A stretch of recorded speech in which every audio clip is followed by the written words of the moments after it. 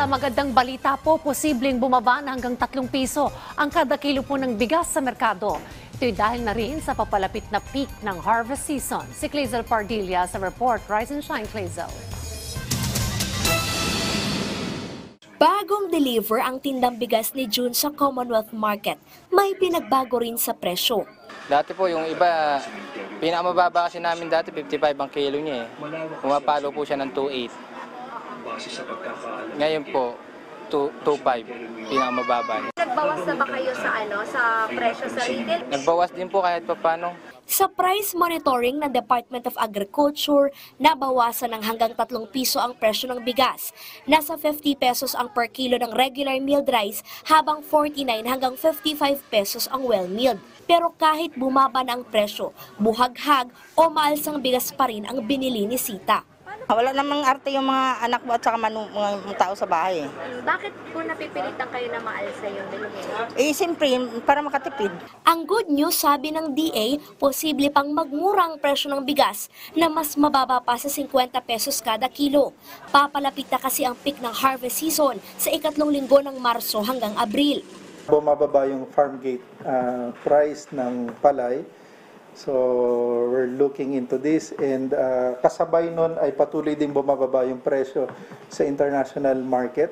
As of February this year, 572.8, this is FAO stat, from 609 noong December. Pag bumaba yung imported na price, pagdating nito sa atin, malaki rin yung ibababa. Taya ng Samahang Industriya ng Agrikultura, posibleng bumulusok pa sa 45 hanggang 48 pesos ang kada kilo ng bigas.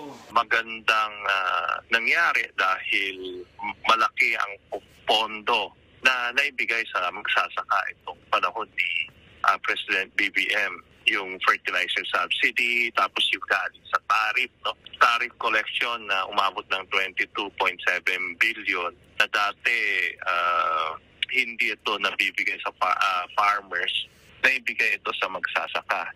Ayon sa DA, sa kabila ng pinsala ng El Nino, wala itong malaking epekto sa produksyon at supply ng pagkain. Pero dinoble na ang pondo na maaring hiramin ng mga magsasaka o mangingisda na posibleng maapektuhan ng El Nino. Mula 500 milyong piso, itinaas sa 1 bilyong piso ang maaaring utangin sa Agricultural Credit Policy Council ng DA.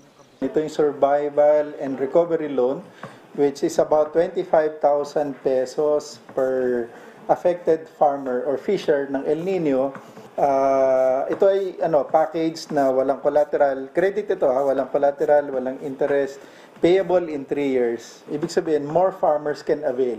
Samantala, patuloy ang investigasyon ng DA sa maanumalyang pagbibenta ng bigas ng National Food Authority. Tinitingnan ng DA na ibalik ang pera ng ilang trader at miller na nakapagbayad na pero hindi pa nakukuha ang 88,000 bags ng bigas sa mga bodega ng NFA. Bahagi ito ng 155,000 na sako ng bigas na sinasabing iligal na ibinenta sa mga trader at miller nang hindi dumaan sa bidding. Dahil hindi i-release, so pwedeng isoli yung pera. As mandated, kailangan i-release yan sa mga agencies na to, and kung hindi, kunwari, ayaw nila dahil for whatever reasons na ayaw nila dun sa bigas, pwedeng i-auction yan. Matatanda ang binili ng 19 hanggang 23 pesos ng NFA ang palay sa mga magsasaka, pero ibinenta lamang sa ilang trader sa halagang 25 pesos, na dapat ay mas mataas pa dahil gumastos ang NFA sa pagiling at bodega. Suwestyon ng Sinag, ibigay sa DSWD kung maayos pa ang kalidad ng bigas.